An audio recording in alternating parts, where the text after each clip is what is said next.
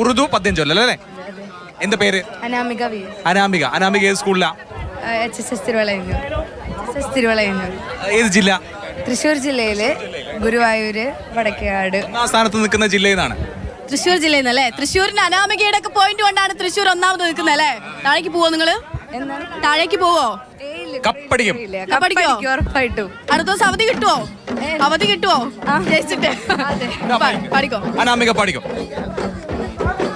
गुफ्तगू बंद न हो बात से बात चले, गुफ्तगू बंद न हो बात से बात चले,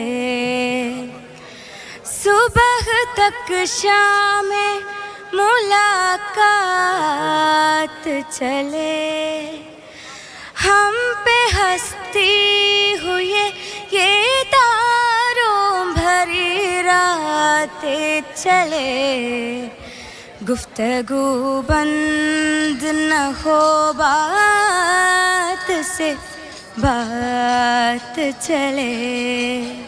ശരി, അനാമികന്റെ പേരിന്റെ അർത്ഥം അറിയോ? ഇല്ല. എന്തായാലും അനാമികയ്ക്ക് എന്ത് പേരിട്ട് വിളിക്കുന്ന അറിയില്ല. അടിപൊളി ശബ്ദമാണ് കേട്ടോ.